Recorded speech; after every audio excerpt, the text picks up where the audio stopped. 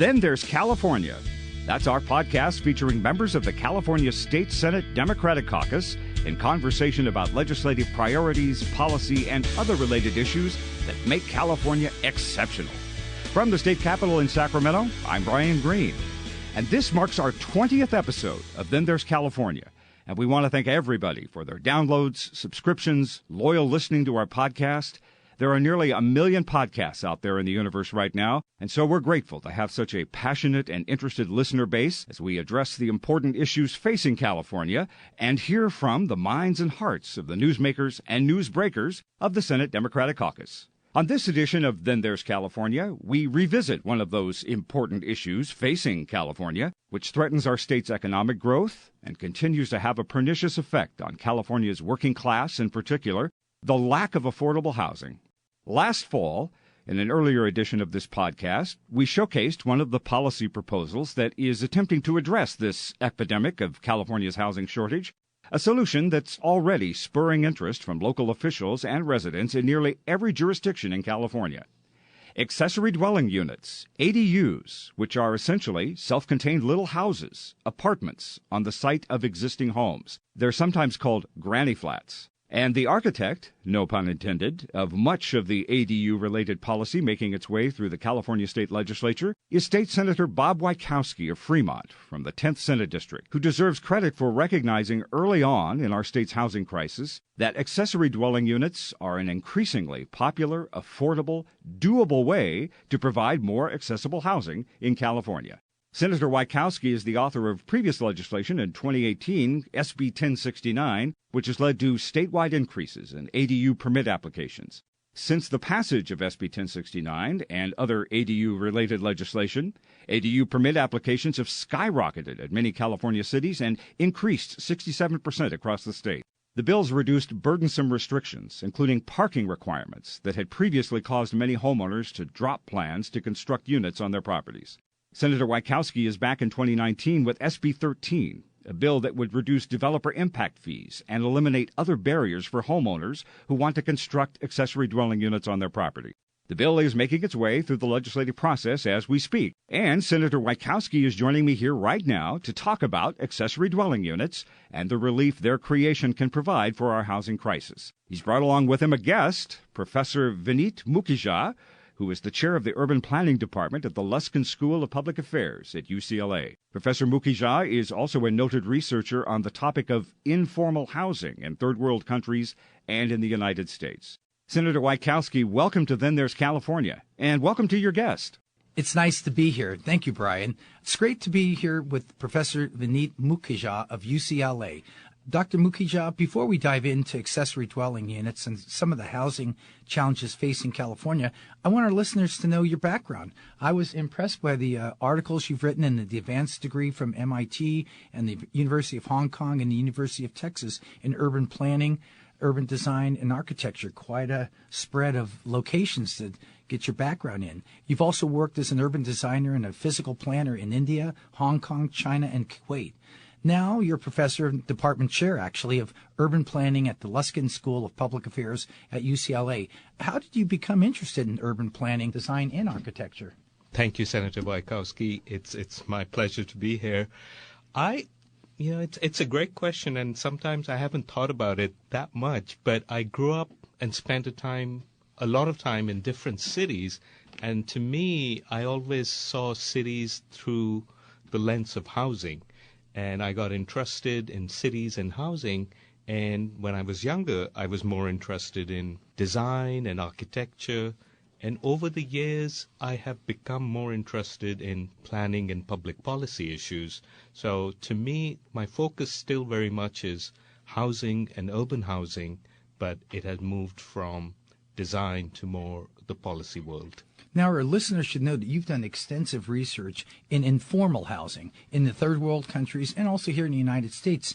Now, what does this term informal housing mean? And can you give us some examples that you have seen? Sure. So in a place like India or Bombay, which we now call Mumbai, we think of informal housing as slums. It's unpermitted, and I think we should also think of it as unpermitted and unregulated housing. it can be of different standards. Some of it is quite livable, but some of it is risky and dangerous. So as I was interested in housing in cities, and it became clear that where I grew up, most of the housing was unpermitted and unregulated or informal. And since I moved to the U.S. and been doing research here, I first started looking at farm worker housing, unpermitted housing in the border areas. But it's become much more clear to me that unregulated housing is very common in our cities. And it's certainly the case in city of LA. It's the case in Sacramento, in cities across California. And it's surprisingly significant numbers of housing are unpermitted. We have those unpermitted housing, and then we have a couple of crises that are going on. In the past 10 to 12 years in California, we've got a couple of major blows to our housing market. One was the mortgage crisis, which led to the Great Recession and more than 1 million homes that went into foreclosure. They didn't evaporate, but people lost that ownership. And the second was this sharp rise in housing prices that has increased homelessness and the pricing middle-class earners out of the local market. How do these two events, or how have these two events affected informal housing? I think both of them are significantly linked to the prevalence of informal housing. And in my reading, part of the key of the Great Recession was the lack of state involvement in either producing more public housing or not allowing or regulations that have prevented a supply of housing. Now, when the financial markets got deregulated, many potential homeowners had easier access to mortgage loans that they unfortunately couldn't afford. But at the same time, the supply side couldn't match that increasing demand and buying capacity that homeowners were having from the mortgage access. That helped exacerbate prices. Mortgages were still accessible, and speculation led to greater prices and eventually a big downfall. I think the same lack of supply and lack of public housing exacerbates homelessness. So to me, the link in both cases is lack of adequate both market rate and affordable housing that sharpens housing prices and the crisis that follow, or homelessness and the access to affordable housing. Dr. Mukhija, the two of us are big proponents of accessory dwelling units, ADUs. Sometimes people refer to them as granny flats or second units. In the state Senate, I've passed 2 bills to reduce some of the barriers on ADUs to make it easier for the homeowner to construct them. This is not going to solve our housing crisis, but it will increase the supply of housing. You focus in part on garage conversions. What have you found through your research on converting garages into units and the potential benefit they have for our communities in California? Certainly. I mean, first I'd love to share with you the success we're seeing with formal permits for accessory dwelling units in the city of Los Angeles due to your legislative efforts. 2017, 18, and the first quarter of 2019, the city received over 10,000 permit applications for accessory dwelling units, 45% of which were for conversions. Now, conversions in this case are mostly garages, and I think the parking provisions have made it much more easier. The setback provisions have made it much more easier. And all of this was happening previously informally. It was unregulated, it was unsafe, but it was very helpful because it provided accessible housing. Now, thanks to what you have done and your colleagues, it is much more easier to have permits for accessory dwelling units, and we are seeing tremendous response from the housing market and homeowners. And I wish we would have few more bills, the kind you are working on, SB 13, that can help not just the city of LA continue to see increase in formal permits, but across the county, the very other 87 cities across our 400-plus cities in the state, where this can be, as you said, a very reasonable way of adding housing supply from our existing physical resources. I think all the listeners, all of us, have seen garages that have been so full of stuff. Some people might refer to it as junk, that a car can't even fit inside of it. Yet, when you try to highlight the benefits of converting these garages to livable spaces, communities cry out about losing the neighborhood character. It seems to be the catchphrase. Do you have any advice of how to overcome this NIMBY, not in my backyard argument? And what do you say to convince neighborhoods that their communities will not be adversely affected with these garage conversions and ADU construction? I think, first of all, I suspect most people will agree that, as you said, garages are used most likely for storing our possessions and our belongings, and they're not used for storing cars. There was a great study done by UCLA anthropologists where they followed, I think, 24 middle-class families and looked how they use their houses and homes, and 3/4 of them were not using their garages for storing cars. So the cars are in some ways already parked on the streets or most likely parked on the driveways. So with my colleague, Professor Donald Shoup, who studies a lot of these conflicts around street parking, we came up with a suggestion in which we think garages should still be, homeowners should have the flexibility of converting their garages, but we can regulate off-street parking or pressure on street parking through residential parking districts and things like that, that force homeowners, if they convert their garages, to use their driveways more sensibly for storing cars rather than the public streets. So I think the main conflict of parking and cars on the street can probably be managed much more easily by parking permits through residential permit districts rather than bans on converting garages. I mean, there are certainly a boatload of studies and analysis. I remember back when I was on the city council, the distinction between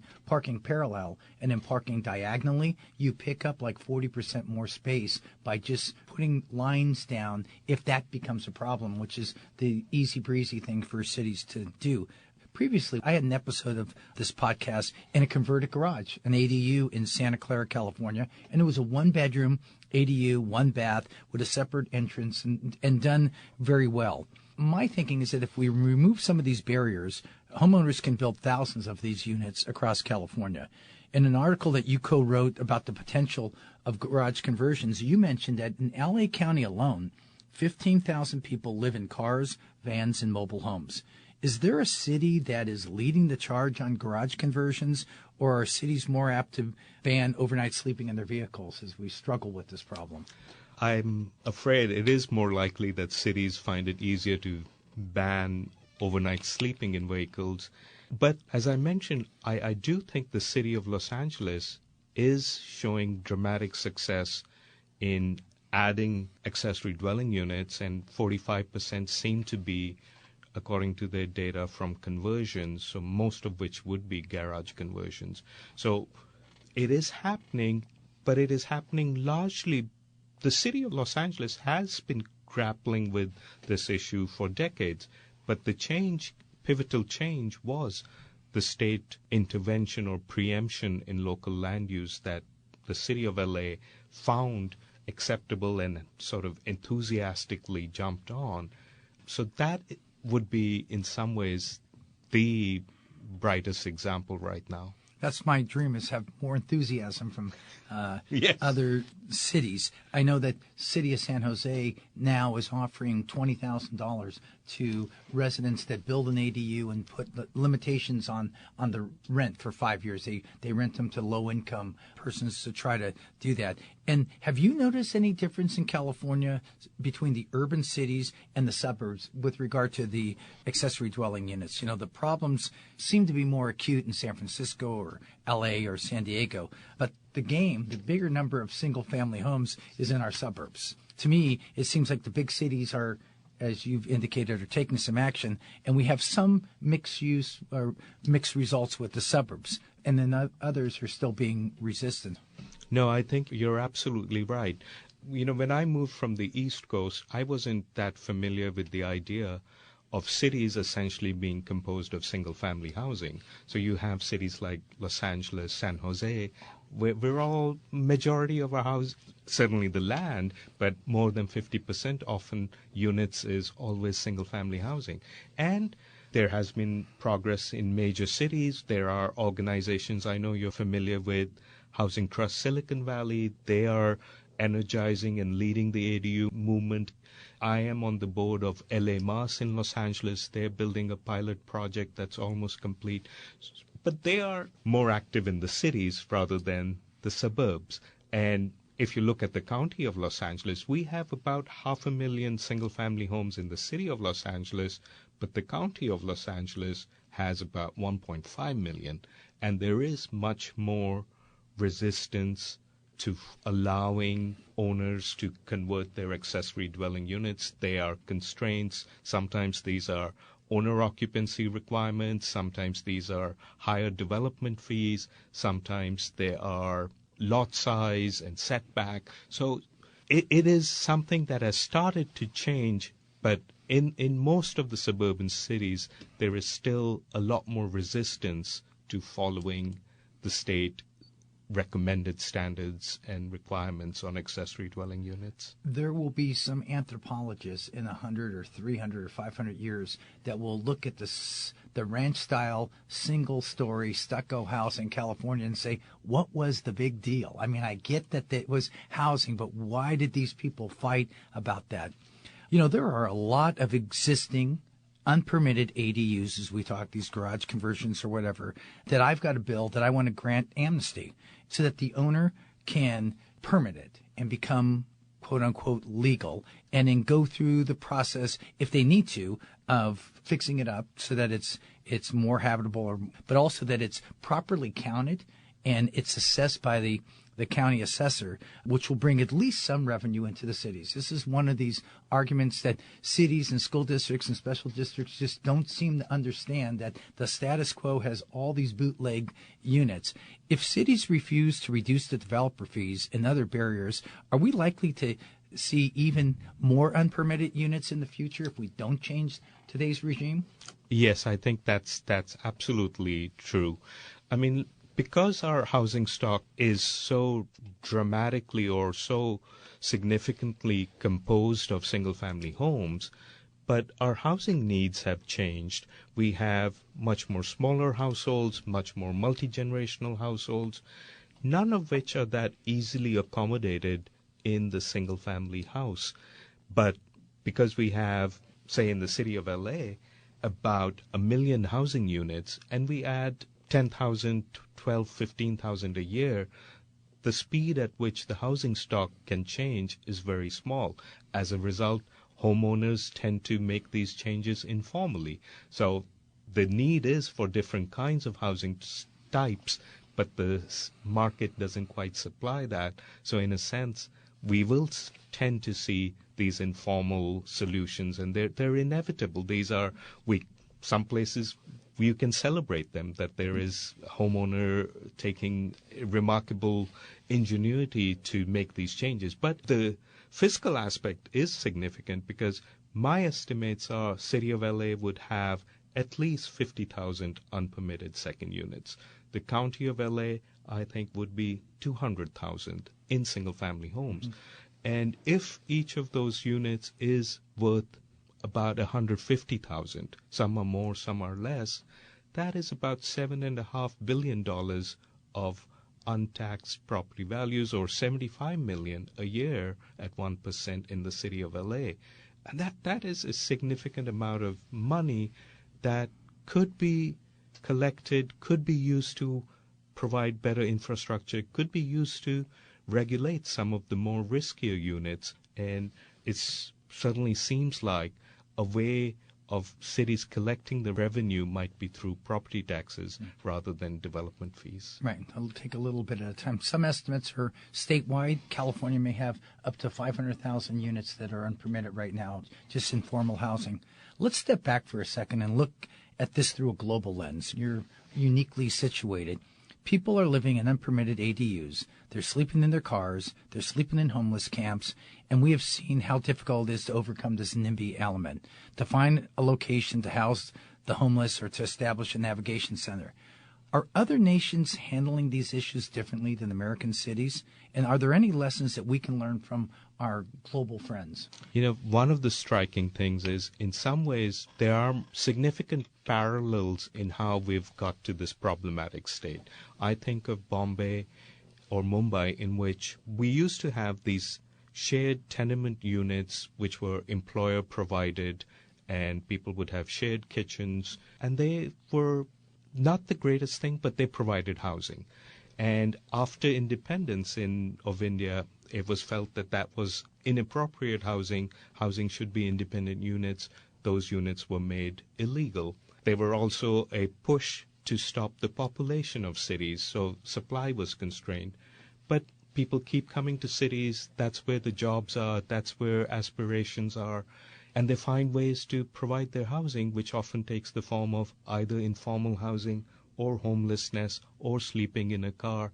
I think the only way to address that is partly there needs to be perhaps more publicly supported housing, affordable housing, social housing, as the Europeans say, but also much more supply from the market and diversity of housing supply.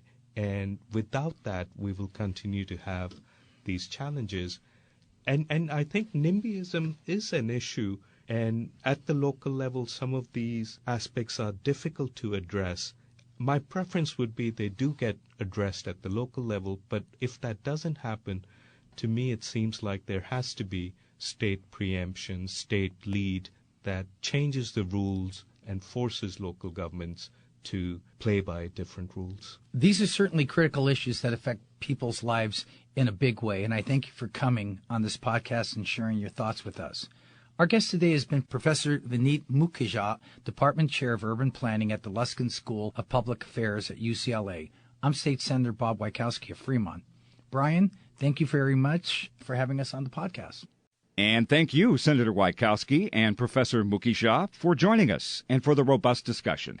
And that wraps this 20th episode of Then There's California.